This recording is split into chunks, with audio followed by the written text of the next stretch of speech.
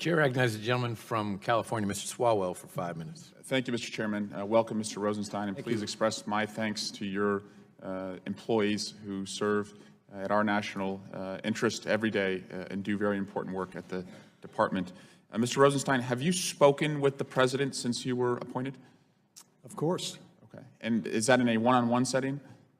I've never spoken with the President in a one-on-one setting. Okay. Has he called you since you've been appointed? By telephone? Yes. Okay. And what was discussed? As I said, Congressman, I've told you that if I were told to do anything inappropriate, I'd talk about it. But if the President's consulting me about matters within my official responsibility, that's part of the way you run the government. Did he discuss at all Mr. Mueller's investigation? I'm not going to comment, Congressman, about my communications with the President. How many times has he called you? Congressman, I'm not going to comment about my communications with the President. There is nothing wrong with the President consulting with his Deputy Attorney General about matters within the jurisdiction of the Justice Department, as long as it's not inappropriate. And Mr. Rosenstein, I agree, except that this President has demonstrated, and that's been expressed through that testimony from James Comey that has not been contradicted under oath multiple times, that he is willing to talk to individuals at the department about ongoing investigations. That's where the concern arises. With respect to Attorney General Sessions' recusal, was he involved at all in the decision by the department to allow reporters to review the text messages that you discussed earlier? Not to my knowledge. Will you tell us if he was? If I learn about it, if it matters, Congressman, as I said, I'm not aware of any impropriety in what the department has done in making these text messages available. But Attorney General Sessions is recused from Bob Mueller's investigation, right? Attorney General Sessions is recused from Director Mueller's investigation, correct? And these text messages related to an individual on Bob Mueller's investigation? I don't want to argue with the Congressman. Well, I just I'm want to aware make sure. of the recusal, and I'm not aware of any evidence that the Attorney General has violated his recusal. Mr. Rosenstein, if you are overseeing an investigation and lead a team of investigators, and you learn that one of the investigators has demonstrated a perceived bias against an individual in the investigation, should you A, keep the person on the team, or B, remove the person from the investigation? B. And knowing that fact pattern, what did Bob Mueller do with a similar fact pattern? He chose the correct option. Mr. Rosenstein, the President has said a number of things about you, the Attorney General, the FBI being in tatters.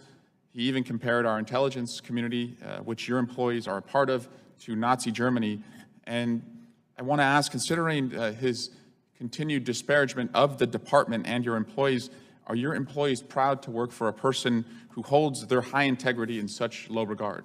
Congressman, my employees are, I believe, proud to work for the Department of Justice. Some of them support a particular president, some of them don't, but as long as they do their job appropriately, that's my concern. Well, I agree, and I hope so, and I hope that's the case. Mr. Rosenstein, your testimony today is that you believe Bob Mueller is a person of high integrity. Is that right? Yes. You believe that his investigation is being conducted fairly. Is that correct? Yes. You also believe that, and you understand that he's publicly indicted 2 individuals with respect to his investigation. Correct. He's also obtained 2 guilty pleas with respect to his investigation. Correct. Is there good cause to fire Bob Mueller as we sit here today? Not to my knowledge. Now, I am concerned that my House Judiciary Committee colleagues, particularly in the majority, have signaled quite indiscreetly today that they would probably give the President a pass if he were to fire or order you to fire Bob Mueller. There have been a number of statements attempting to undermine the good character of Bob Mueller. That concerns me because that would certainly fly in the face of the rule of law in this country. It would not be okay, I believe, with the American people or the spirit that our country was founded upon. Mr. Deputy Attorney General, your investigation is a very narrow bridge. The important part, I believe, for our country is for you to not be afraid.